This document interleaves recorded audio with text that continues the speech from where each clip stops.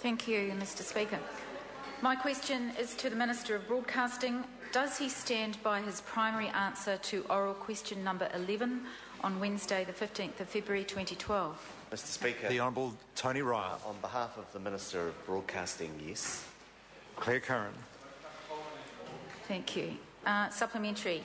Has he or his office received an email dated 18th of January with an attached report from the Chair of New Zealand On Air Board, Neil Walter, titled "This story seems to have taken a life of its own," quote, unquote, which devotes several paragraphs addressing conflict of interest matters of, quote, one particular member of the board?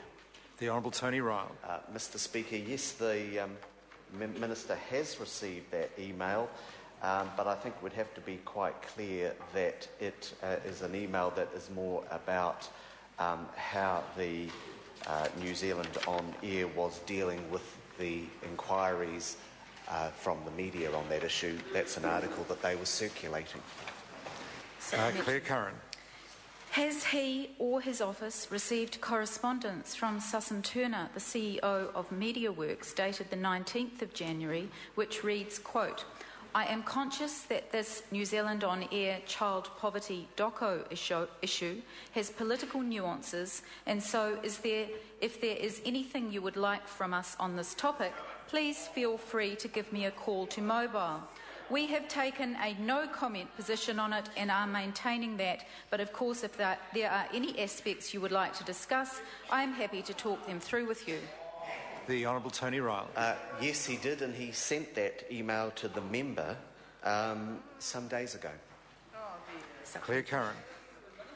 Has he or his office received correspondence from the New Zealand On Air Board Chair Neil Walter, dated 23 January 2012, advising him that the Board does not intend to take any further action on the scheduling of programs in a pre-election period following legal advice, and advising the Minister that he was discussing with Stephen McElrea how best to refute some of the wilder accusations made against him, unquote, noting that, quote, "the general question of political appointments is getting more attention now"? The Honourable Tony Ryle. On behalf of the Minister, yes, and that was an email that Minister Foss sent to the Labour Party. Clare Curran. Supplementary. Order, I've called Clare Curran. Is he still satisfied that Stephen McElrea has acted appropriately in his role as a New Zealand On Air board member at all times? The Honourable Tony Ryle. On behalf of the Minister has confidence in the Chair and the arrangements with respect to New Zealand On Air, and he has confidence in Mr McElrea. Point of order. Point of order, Clare Curran. I seek leave to table 4 documents released under the Official Information Act.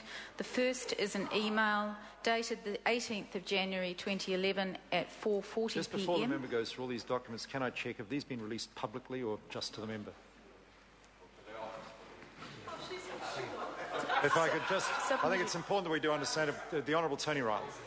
If I could assist, Mr Speaker, an Official Information Act request came from the Leader of the Opposition to Mr Foss. He has responded and sent that information to the Labour Party, and I presume they're seeking to table the information. Fine. Thank you. I thank the Minister. Foss, he has Clare Curran. made available. Clare Curran, seeking leave to table documents. Mr Speaker. I seek leave to table 4 documents. The first is an email dated the 18th of January 2011 at 4:40 p.m. sent from the Chair of the New Zealand On Air Board to a number of recipients, including the Minister's office, with an attachment document titled "This Story Seems to Have Taken on a Life of Its Own" by Mr Neil Walter. Leave is sought to table that document. Is there any objection? There is no objection. Clare Curran. The second is an email response dated the 18th of January at 5 p.m. From the Minister's office to the Chair of the New Zealand On Air Board, saying thanks for passing this on. Leave is sought to table that document. Is there any objection? There is no objection. Third document is an email dated the 19th of January from the Honourable Craig Foss to a number of recipients, forwarded thanking the CEO of MediaWorks, Susan Turner, for a document she has sent to him. Leave sought to table that document. Is there any objection? There is none.